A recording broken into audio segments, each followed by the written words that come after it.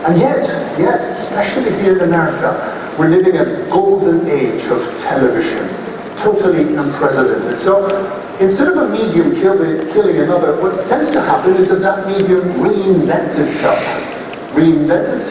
in very exciting ways, and sometimes by going back to basics.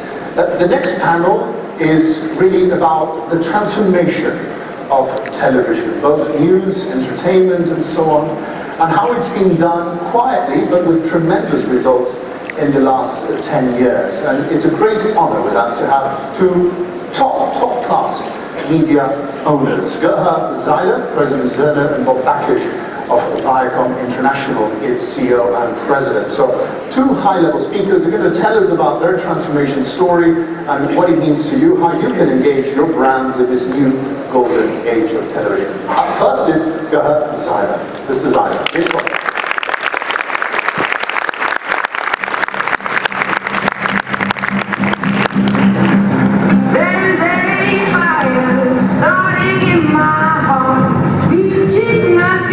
Pictures bringing me out the dark. There's a fire starting in my heart, reaching a fever. Pictures bringing me out the dark. We don't have anything like this. That's the answer.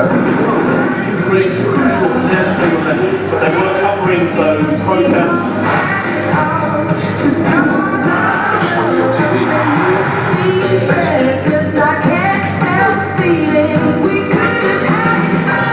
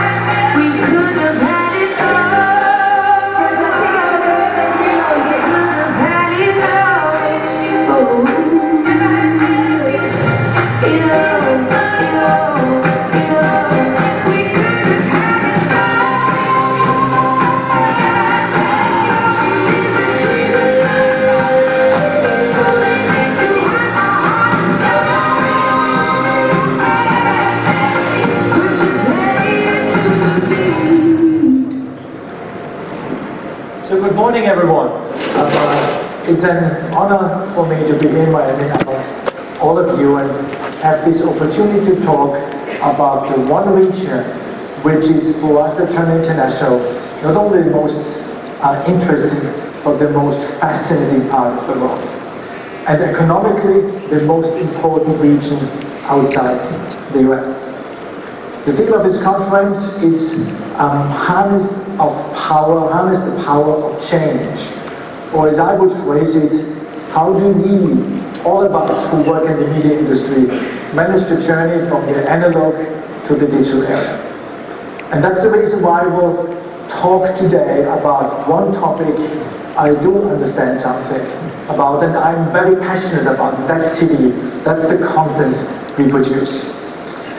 It's a strange time we are living in. On the one hand, TV has never been more powerful, never been more influential, and many call it the golden age of television. And on the other hand, we have never experienced a time when the level of insecurity, the level of uncertainty, even within our own community, has been as strong as it is now. That's the big fight. So, who is right? The ones like Tim Cook, the CEO of Apple, who in a recent interview a couple of weeks ago said that he believes that TV is stuck in the 70s and has its future already behind it.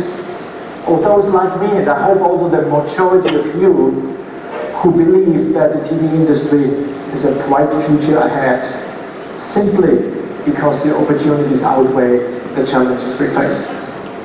Before we make a judgment, let's simply look at the facts.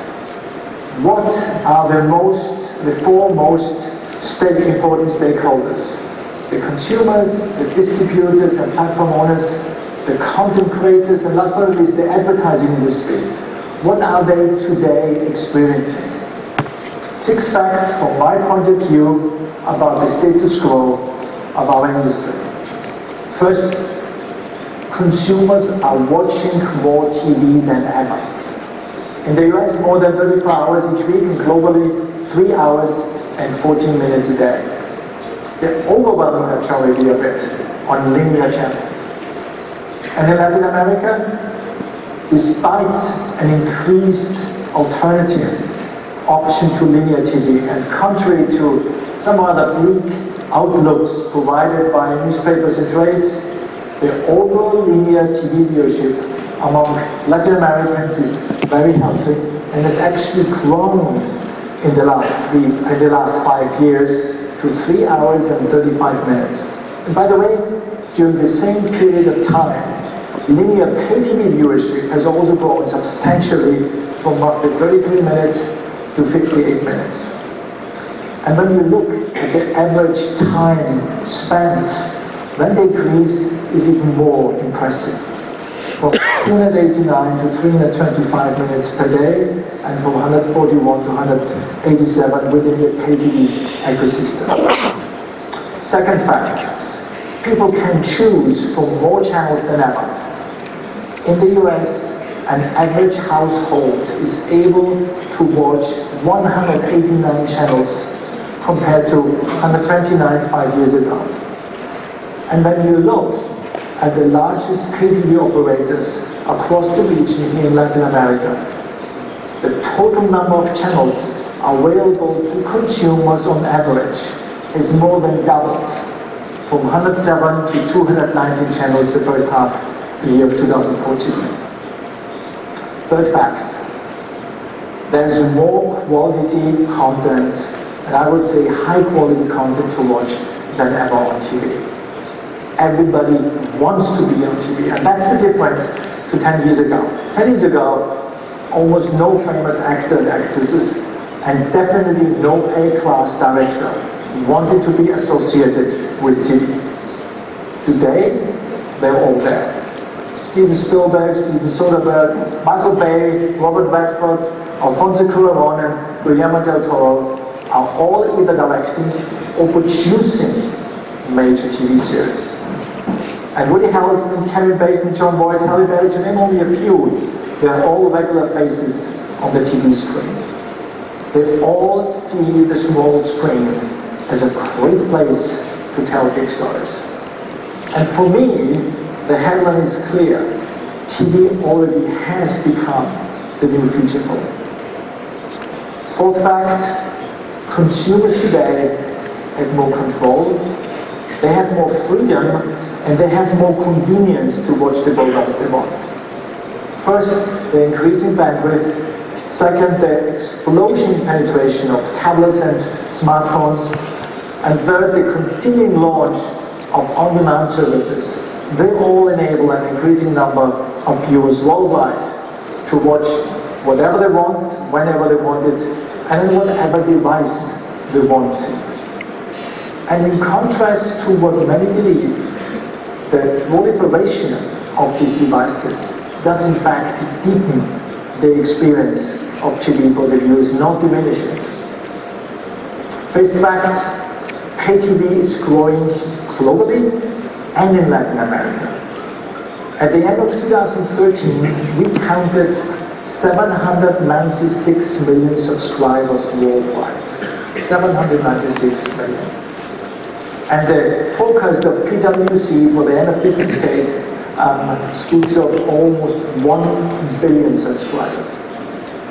In Latin America, the pay TV penetration has grown substantially from 38% a few years ago to 55% in 2013, according to LAMAC.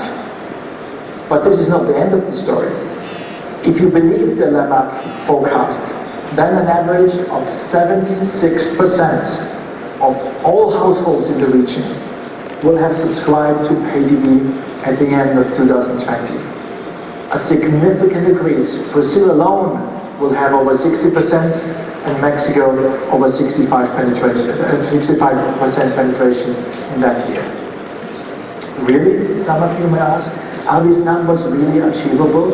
Despite all the dangers we face and all the talk about cord-cutting anti-protests? In my opinion, yes, it's possible. And one market which makes me so optimistic is the United Kingdom. What we see there, what we experience there, is that we see all the factors that are terrifying a lot of people in the industry. We see the most powerful public broadcaster in the world, the BBC. We have 90 free-to-air options that can be accessed on platforms who look like and look and feel like pay TV, with digital video recorder functionality and on-demand functionality. We see a la carte options for consumers. We see mini bundles and the continuing launch of additional SVOD players. And still, in this market, pay TV penetration continues to grow. Sixth fact, advertising on TV is more powerful than on any other media. First, and there are several reasons for it. First, TV creates a deeper connection with the consumer. There is no other media that touches the emotions more than TV does. And so, for me, it is not a coincidence that people are paying more attention to advertising on TV than on any other media. 43% of people, according to the TGI Latina 2013 study, declare that they always, or almost always, pay attention to advertising on TV. The respective numbers for newspapers and internet are mere 19%. But TV is also the #1 source of information when it comes to buying decisions. No other media, not even the internet, has more influence on consumers what they want to buy. And last but not least, TV is less intrusive and less disruptive in presenting the message to advertisers. The acceptance of people is higher when they get the advertising on TV, as you can see in this slide. And even beside what you see here, I want to refer to two more studies. One of them, the first, says that 94% of online video viewers are skipping ads as soon as they can. 94%. These are numbers you will never see in connection with TV. And the second one, done by the Search Engine Journal, says that 70% of users simply ignore the paid ads on search engines, focusing instead on the organic results, and 75% of users never scroll past the first page of search results. All the studies with their results show for me how superior advertising on TV is. As you can see, I'm drawing a positive and optimistic picture of the future. And I absolutely don't agree to what Tim Cook said about our industry being stuck in the 70s. TV has always and will always evolve with a society like no other media. TV hit the zeitgeist in the 50s, it hit the zeitgeist in the 70s, and it hits the zeitgeist today. TV affects what we wear, the music we listen to, what we eat, the news we receive, and today it even affects what we chat about on social media. These are all reasons for me why I'm 100% sure that TV will outdance all beatings, uppercuts, and right-hand smashes from competitors, just like Muhammad Ali did in the 70s against Joe Frazier. But does that optimism, this positive picture of the future, mean that we can be complacent? Not at all. We have to change. Actually, we have to change a lot. But we also have to focus on the needs of one stakeholder especially, the one who is the real king amidst all the others who believe they are the king, and that's the consumer.